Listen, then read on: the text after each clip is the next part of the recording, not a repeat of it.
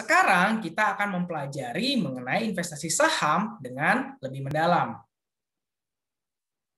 Nah, untuk mempelajari investasi saham dengan lebih mendalam, di sini saya akan share sebuah cerita.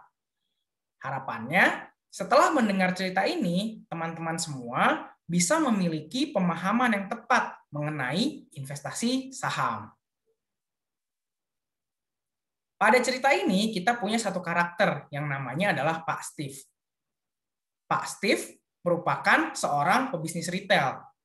Dia punya beberapa minimarket yang dilegalkan dengan nama PT Minimarket. Pak Steve ini memiliki pengalaman yang panjang dalam bidang retail. Jadi dia bukan pemain baru, dia merupakan orang yang sudah berpengalaman. Selain itu, dia juga merupakan pengusaha yang rajin dan kreatif.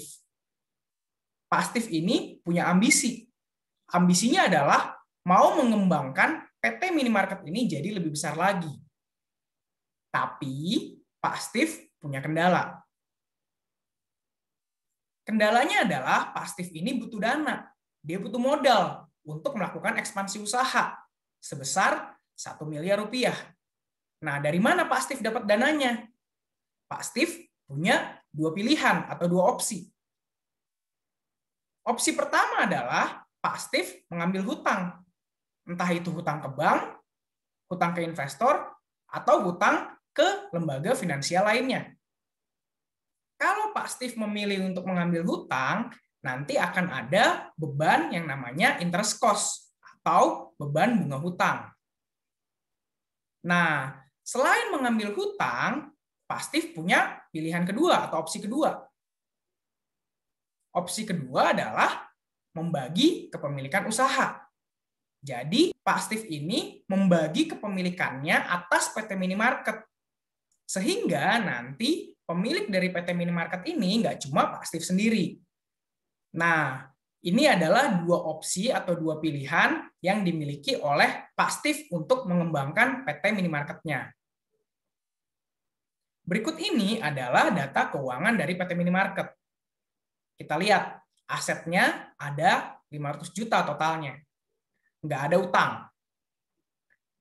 Omsetnya 500 juta per tahun. Lalu profitnya 50 juta per tahun. Kemudian, setelah menimbang-nimbang dengan matang, akhirnya Pak Steve memilih untuk mengambil opsi kedua, yaitu membagi kepemilikan usaha. Nah, karena Pak Steve memilih opsi kedua, yaitu membagi kepemilikan usaha, itulah yang namanya penerbitan saham. Jadi, karena Pak Steve ambil opsi kedua ini, Pak Steve akhirnya memutuskan untuk menerbitkan 1 juta lembar saham untuk kepemilikan atas PT Minimarket. Nah, dari 1 juta lembar saham itu, setengahnya atau 500.000 lembarnya itu dijual ke publik. Nggak semuanya dijual ke publik. Jadi, setengahnya tetap jadi punyanya Pak Steve, nanti setengahnya lagi jadi milik investor yang mau berinvestasi di PT Minimarket. Nah, saat saham PT Minimarket ini ditawarkan ke investor, ternyata saham ini laku di harga 2.000. Jadi banyak nih investor yang mau membeli saham PT Minimarket di harga 2.000. Akhirnya Pak Steve menjual sahamnya di harga 2.000 kepada investor-investor tersebut. Setelah berhasil menjual setengah dari PT Minimarket ini ke investor, Pak Steve akhirnya mendapatkan dana. Berapa dananya? Dananya adalah 500.000 ya kan, lembaran sahamnya yang dijual ke investor dikali dengan Rp2.000 per lembar. Berarti 500.000 kali 2.000 berapa? 1 miliar rupiah. Itulah jumlah modal yang terkumpul. Nah, dengan terkumpulnya modal tadi senilai 1 miliar rupiah, akhirnya PT Minimarket ini memiliki modal yang cukup untuk melakukan ekspansi. Pak Steve sebagai pemilik dan juga manajemen yang melakukan atau mengeksekusi rencana ekspansi tersebut. Akhirnya, PT Minimarket ini melakukan ekspansi ke 10 kota baru. Ternyata 5 tahun kemudian setelah ekspansi yang dilakukan oleh PT Minimarket ini berkembang pesat. Kita lihat, asetnya yang tadinya cuma 500 juta, sekarang jadi 2 miliar rupiah. Nah, hebatnya lagi adalah hutangnya yang tadinya 0 rupiah ya kan, karena kan dibilang tadi nggak punya utang PT Minimarket ini. Sekarang tetap 0 rupiah, tetap nggak punya utang. Jadi semua aset adalah milik pemilik saham. Lalu kita lihat omsetnya atau penjualannya. Omsetnya yang tadinya 500 juta per tahun, sekarang berkembang jadi 2,5 miliar rupiah per tahun. Berarti jadi 5 kali lipat. Hebat ya? Yang lebih hebat lagi adalah profitnya. Yang tadinya profitnya 50 juta per tahun, sekarang jadi 500 juta per tahun. Berarti meningkat jadi 10 kali lipat. Nah, dengan melihat perkembangan kinerja dari PT Minimarket ini, saya punya pertanyaan nih. Kira-kira kalau teman-teman merupakan investor awal tadi nih yang beli saham PT Minimarket di awal tadi, pas Pak Steve lagi ngumpulin dana dengan harga 2.000. Oke?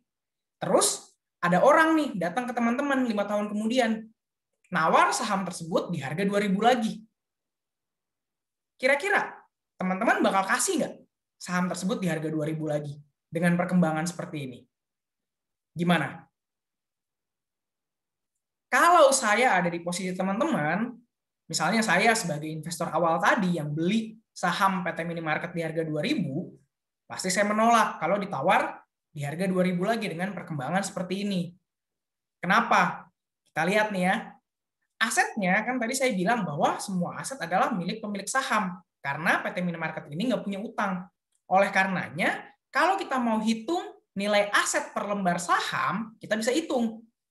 Aset per lembar saham adalah 2 miliar dibagi 1 juta lembar. Berarti 2.000 per lembar saham. Itu semuanya adalah milik pemilik saham. 2.000 per lembar saham. Berarti kalau teman-teman jual kepemilikan saham teman-teman di PT Minimarket ini, teman-teman itu jual cuma seharga asetnya doang. Profitnya dikasih gratis. Padahal kalau teman-teman mau nunggu at least 4 tahun lagi, teman-teman udah bisa dapat dari profit perusahaan itu senilai 2.000 per lembar saham. Kok bisa? Karena kan kita lihat di sini profitnya adalah 500 juta totalnya. Berarti profit per lembar saham atau orang suka sebut dengan nama earning per share itu adalah 500 juta dibagi 1 juta lembar. Berapa? 500 per lembar saham per tahun. Artinya kalau teman-teman menunggu 4 tahun lagi, teman-teman bisa dapat dari profitnya itu adalah 500 kali 4, 2.000. Berarti kalau teman-teman mau jual ke orang lain tersebut dengan harga 2.000 lagi, teman-teman cuma jual seharga 4 tahun profit atau seharga aset yang ada sekarang. Rugi, ya kan? Harusnya teman-teman kalaupun mau melepas kepemilikan dari PT Minimarket ini, teman-teman jual di harga yang lebih mahal. Karena harga 2.000 tadi di 5 tahun kemudian itu cuma senilai aset yang dimiliki oleh pemilik saham atau 4 tahun profit. Murah banget. Kalau misalnya saya jadi yang nawar, saya untung banyak kalau bisa dapat harga 2.000 lagi dengan kinerja seperti ini. Makanya harusnya kalau teman-teman merupakan investor awalnya, investor awal dari PT Minimarket, teman-teman nggak mau lepas kepemilikan di PT Minimarket di harga 2.000 lagi di saat kinerjanya sudah seperti ini. Gitu teman-teman. Oke, gimana? Ceritanya menarik banget kan? Sekarang kita rekap nih. Yang pertama, apa itu saham? Jadi, seperti yang tadi kita pelajari, saham adalah surat bukti kepemilikan suatu perusahaan. Jadi, di saat kita beli saham, kita itu jadi salah satu pemilik perusahaan.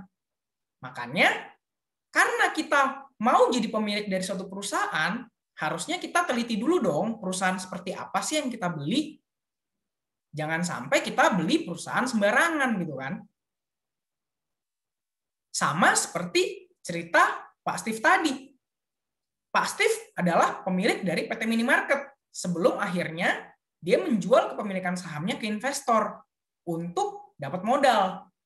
Nah, pada saat Pak Steve ini menjual kepemilikan sahamnya ke investor, di saat itulah investor-investor saham tersebut menjadi salah satu pemilik juga dari PT Minimarket. Makanya, sudah sewajarnya untuk investor-investor tersebut melakukan penelitian terlebih dahulu sebelum membeli saham dari PT Minimarket. Kemudian, kenapa suatu perusahaan itu menerbitkan saham? Atau suka juga disebut dengan initial public offering atau IPO. Kenapa? Jadi, tujuan utama suatu perusahaan menerbitkan saham dan menjualnya kepada investor adalah untuk mengumpulkan modal usaha. Seperti Pak Steve tadi dengan PT Minimarket-nya. Karena Pak Steve butuh modal sebesar 1 miliar rupiah, akhirnya dia menerbitkan 1 juta lembar saham yang setengahnya atau 500.000 lembar itu dijual ke publik untuk mendapatkan modal usaha. 1 lembarnya dihargai Rp2.000. Akhirnya terkumpullah modal 1 miliar rupiah yang dibutuhkan oleh PT Minimarket untuk ekspansi atau berkembang. Lalu, ini juga pertanyaan yang sering ditanya ini. Kenapa harga suatu saham itu naik atau turun? Ini kita nggak ngomong pergerakan saham harian ya. Karena kalau kita ngomongin pergerakan harga saham harian, itu lebih dipengaruhi oleh supply dan demand. Di saat banyak orang yang mau membeli saham A, tapi sedikit yang mau menjual, umumnya harga cenderung naik. Kebalikannya juga berlaku. Di saat banyak yang mau menjual saham A, tapi sedikit yang mau membeli, harga sahamnya cenderung turun. Itu adalah hukum supply dan demand buat pergerakan harga saham harian. Nah, yang mau kita bahas di sini adalah apa yang mempengaruhi harga saham secara jangka panjang. Ternyata harga suatu saham itu naik atau turun itu dikarenakan jumlah uang cash yang dapat didistribusikan oleh perusahaan untuk investor itu berubah seiring dengan berjalannya waktu. Jadi tergantung kepada banyaknya uang cash yang bisa didistribusikan oleh perusahaan kepada investor. Itulah yang mempengaruhi harga saham secara jangka panjang. Seperti yang kita bahas di cerita PT Minimarket tadi. Ini adalah data keuangan perusahaan sebelum IPO atau sebelum menerbitkan saham. Kita lihat, total asetnya ada 500 juta. Lalu omset per tahunnya itu 500 juta dan profit per tahunnya 50 juta. Pertanyaannya adalah, berdasarkan data ini, berapa banyak uang yang bisa didistribusikan oleh PT Minimarket kepada investor? Nah, untuk menjawab itu, kita akan kenalan dengan 2 istilah. Istilah yang pertama disebut dengan liquidation value atau nilai likuidasi. Jadi apa maksud dari liquidation value atau nilai likuidasi ini? Liquidation value adalah nilai jual aset yang tersisa untuk pemilik saham setelah perusahaan tersebut membayar semua hutang-hutangnya. Itulah yang disebut dengan liquidation value. Untuk kasus PT Minimarket ini, kita tahu kan bahwa PT Minimarket nggak punya hutang. Berarti kalau semua aset ini dijual, hasil dari penjualan aset itu semuanya bisa dibagikan kepada pemilik saham. Gitu. Jadi liquidation value-nya adalah 500 juta. Nilai liquidation per lembar sahamnya adalah 500 juta dibagi 1 juta lembar. Berarti 500 per lembar saham. Istilahnya, kalau PT Minimarket ditutup hari ini juga, lalu semua asetnya dijual, dan hasil penjualan aset itu dibagikan kepada pemilik saham setelah membayar hutang, itulah yang disebut dengan nilai likuidasi atau liquidation value. Hasil dari penjualan aset yang tersisa untuk pemilik saham setelah membayar hutang. kemudian perusahaan ditutup. Itu adalah liquidation value atau nilai likuidasi. Berarti sebelum IPO ini nilai likuidasinya adalah 500 juta atau 500 per lembar saham. Kemudian ada istilah yang kedua yang disebut dengan free cash flow. Tadi kan liquidation value adalah ketika perusahaan ini tutup, asetnya dijual, terus bayar utang, sisanya dibagi kepada pemilik saham, ya kan? Nah, kalau free cash flow ini adalah ketika perusahaan tersebut tetap operasional, jadi nggak ditutup, tetap beroperasi. Berapa banyak profit perusahaan yang tersisa untuk pemilik saham?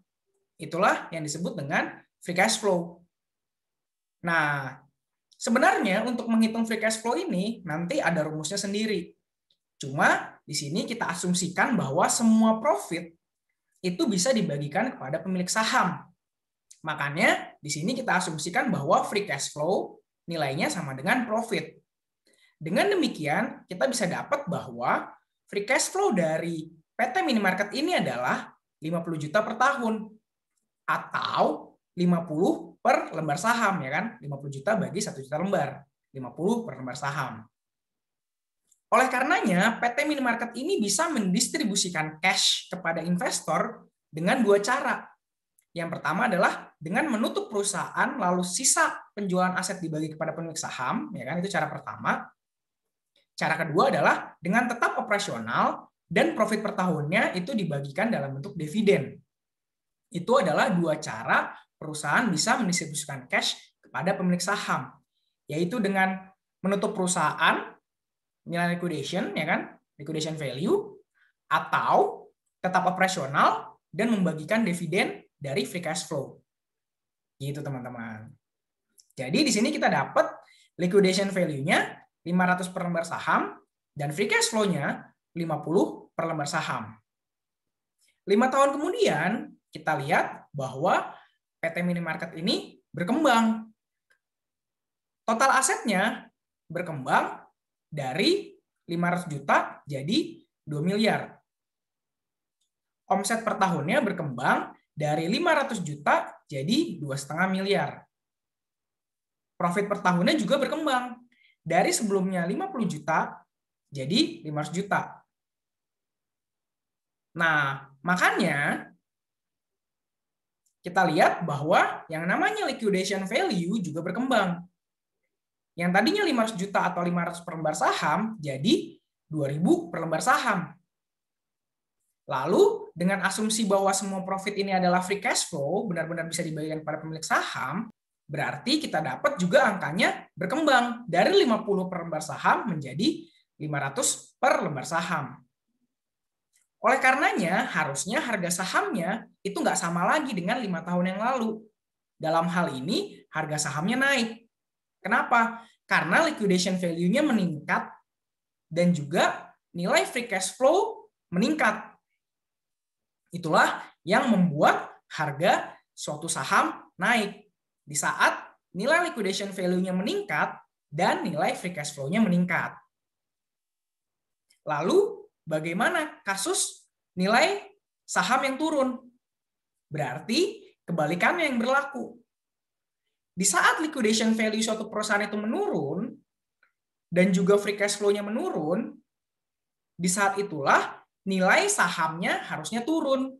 Yang artinya harga sahamnya di pasaran juga ikut menurun. Gitu teman-teman. Pertanyaan selanjutnya. Kalau kita mau beli saham setelah IPO, itu di mana sih? Karena kan seperti kita tahu bahwa IPO itu nggak setiap hari ada. Udah gitu, kebanyakan perusahaan yang kita kenal itu udah lama IPO-nya. Jadi, gimana cara kita beli saham perusahaan yang sudah IPO? Jadi, saham itu bisa dijual dan dibeli oleh investor itu di pasar saham. Dalam hal ini, kalau kita di Indonesia, pasar sahamnya adalah Bursa Efek Indonesia. Nah, makanya untuk bisa punya akses ke Bursa Efek Indonesia, kita harus punya akun sekuritas. Oleh karena itu, teman-teman bisa mulai dengan membuka akun sekuritas di beberapa sekuritas yang terpercaya. Berikut adalah beberapa contoh sekuritas yang terpercaya. Ada BCA Sekuritas, Mandiri Sekuritas, dan BNI Sekuritas. Selain daripada 3 ini, banyak juga sekuritas-sekuritas lain yang terpercaya. Makanya teman-teman tinggal cari informasi mengenai sekuritas terpercaya, lalu buka akun di sana, dan setelahnya baru teman-teman bisa mulai jual dan beli saham. Gitu teman-teman. Oke, jadi itu tadi adalah beberapa hal yang penting untuk teman-teman ketahui terkait investasi saham. Tadi kita udah belajar dari cerita, ya kan? Terus kita udah bahas satu persatu, apa itu saham, kenapa perusahaan menerbitkan saham, kenapa harga saham naik dan turun, dan bagaimana cara membeli atau menjual saham. Berikutnya, kita akan membahas mengenai aturan-aturan tidak tertulis terkait investasi saham. Jadi aturan-aturan ini nggak tertulis di mana-mana.